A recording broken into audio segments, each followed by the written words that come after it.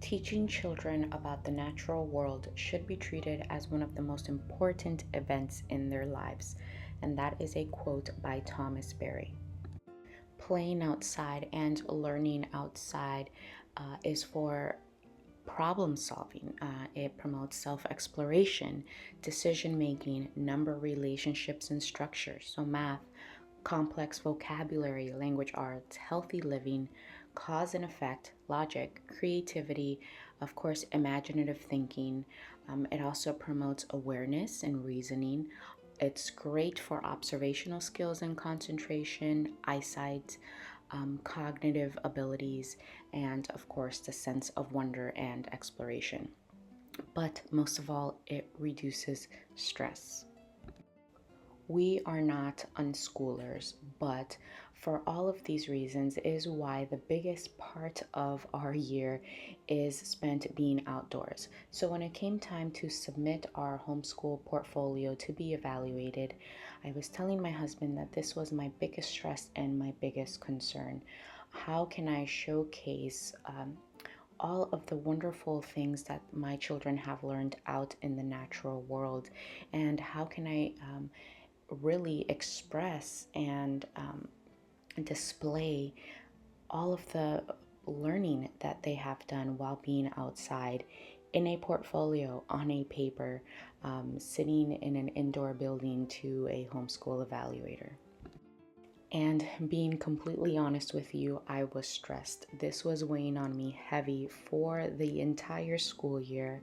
And weeks leading up to meeting our homeschool evaluator, I thought for sure we were doomed. But I will tell you, all those weeks of anxiousness and worry for nothing. I just did it to myself because the day came and it was easy, it was uneventful, and I was able to display our school year through a portfolio and through just meeting and chatting with the homeschool evaluator. So in today's video, I do want to give you an in-depth look of our homeschool portfolio, and share our experience with a homeschool evaluator in the or from the perspective of an outside classroom homeschooler, or just in case you are inspired by the Montessori method and follow that at home. How can you show shelf trays or activities, or how you dive into unit studies in a tangible portfolio form? If you're more than just a open and go workbook type of homeschooler, how can you display that and showcase your year, and so that an outsider can see the progress and the depth of your homeschool year? So that's what I'm here for today. I'm not going to get into all the details of the laws, because there are so many other Florida homeschoolers here on YouTube that do a great job at explaining that to you. But just to kind of sum you up, in the state of Florida, it's a really relaxed state for homeschooling. Really, all they ask that is that you show progress throughout the year. That's what the homeschool evaluator is looking for. She will then fill out a form, and you get that filed with the Department of Education district in your county. You can be evaluated in two forms. One is by submitting a portfolio to be evaluated by a a certified school teacher with the state of Florida, or by a test given by, again, a certified teacher with the state of Florida. We chose to go with a portfolio. Other than that, they do ask that you keep your records for 2 years, but we don't have to keep attendance. There aren't a certain amount of days or hours that we have to log. Again, it's just showing progress throughout the year. So a quick backstory on how I found our homeschool evaluator, and this is through local to me homeschool Facebook group. I asked for recommendations, and everyone pointed me towards this one wonderful lady. And so We spoke over the phone kind of as a just initial interview. I did want to make sure that my homeschool evaluator was a homeschool mom herself, and that we would just kind of connect and that everything felt right. And through our phone interview, I did feel that, and she was more than happy to help and offer her advice and her insight if I wanted it. And at that time, I did explain to her that we're not necessarily unschoolers, but that we are not. A beginning to end curriculum follower type of homeschoolers either. So, my point is that connecting with your homeschool evaluator before you hire him or her is an important tip, in my opinion. All right, that was a lot of rambling. Thank you for getting through that with me. On to the actual portfolio. I wanted to involve Bella as much as I could in making the portfolio. So, along with the help of her older sister, they were able to watercolor the front cover, and just with marker, we, wrote her name.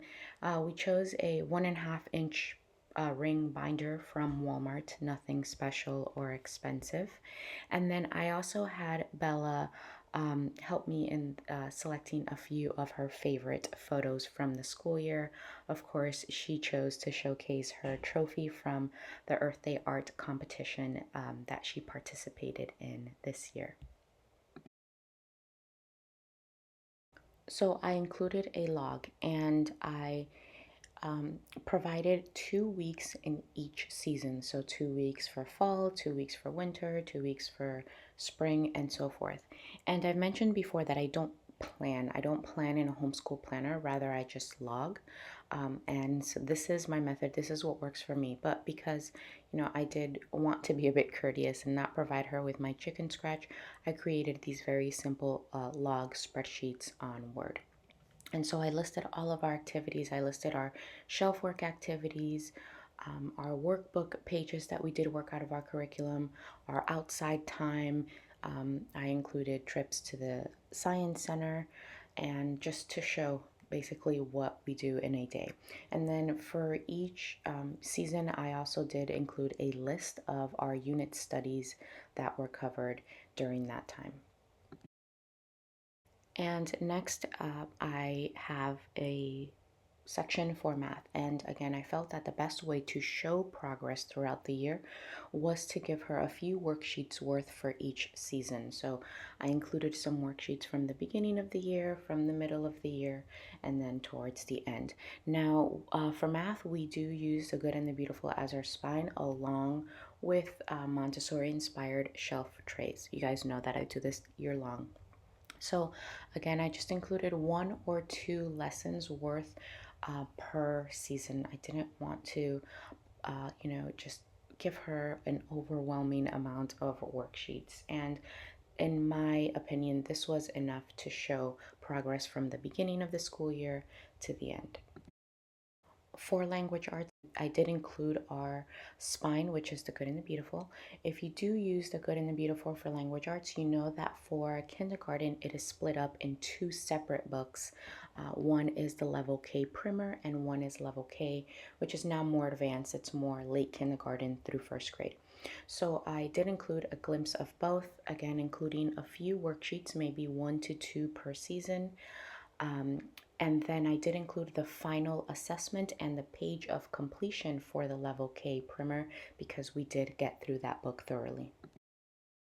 And we are still making our way through the course book level K. So I've just included, again, her sight word letters that she knows, and then just a few worksheet pages per season of what we've done so far.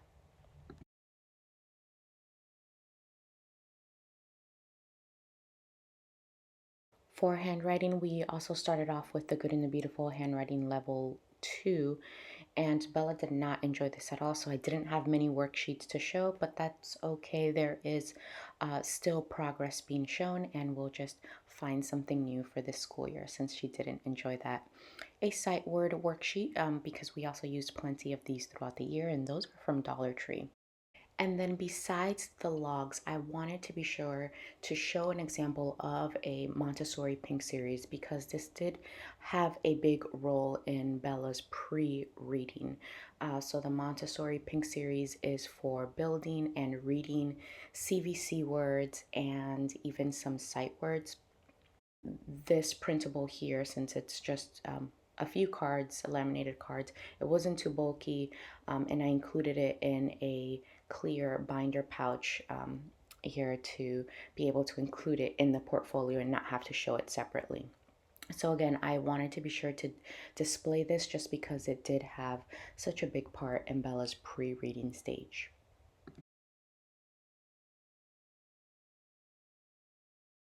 Nature studies and science was the biggest component of our homeschool year. So I wanted to be sure to display that as well and showcase it. So again, I chose a few worksheets or pages from our nature journals, whatever I can include, just about 2 to 3 worksheets per season. For fall, I included some examples of our farm and mushroom units. For winter, I showcased our huge space or a solar system study. And for this, we did use the good and the beautiful. So I included the table of contents and highlighted the lessons that we did complete out of that curriculum. And then, other than that, I included some just different worksheets or pages that we made and several worksheets from our Super Space Nat Geo Kids sticker activity book because, believe it or not, Bella and both Noah learned so much from this sticker activity book. And then again, using one of these binder pouches to keep our loose items neat and within the portfolio still. Some of our hands-on activities, so our watercolor planet cards that we made as copy work. So I made one card and then Bella copied that and made another.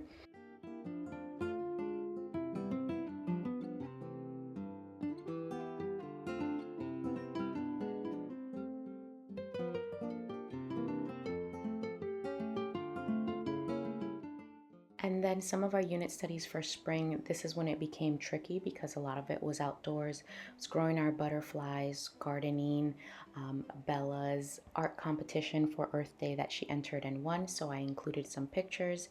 And then again, just the best that I can do in including some worksheets from our shelf activities. I do sometimes have worksheet work as an activity tray. So I was sure to include that.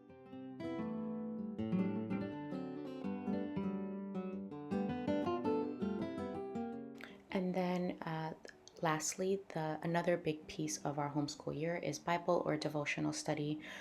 So we didn't really use a curriculum, and Bella does attend kind of like a co-op once a week for Bible study besides Sunday school. So just a few of the worksheets and art pieces from that.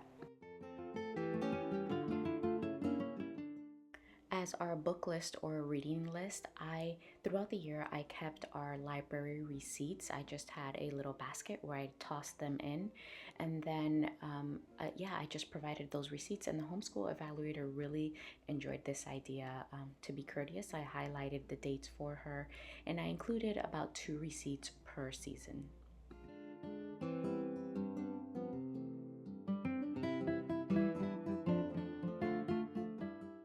And then a few of our favorite readers.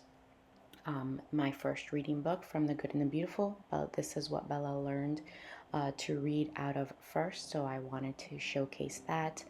Our scholastic nonfiction sight word readers, Bella made it through the whole first set, is almost done with the second set, so I included that. And then our calendar to show our calendar work, which was the biggest part of our morning block or our morning time. And this goes along with the Good and the Beautiful math curriculum. All right, friends, I hope that this video was helpful for you. Honestly, this was just put together at the very last minute with a few clips that I had collected. It wasn't in my idea of videos or in my queue of videos, but as I went through this whole experience, I felt a calling to share it. And I thought, maybe I can help someone that is feeling the same anxiousness and worry that I was as a new homeschooler or a first time being evaluated. So if you have any questions that I did not address in this video, please leave them in the comments section down below and I will be happy to answer them. And until my next video, thanks for watching.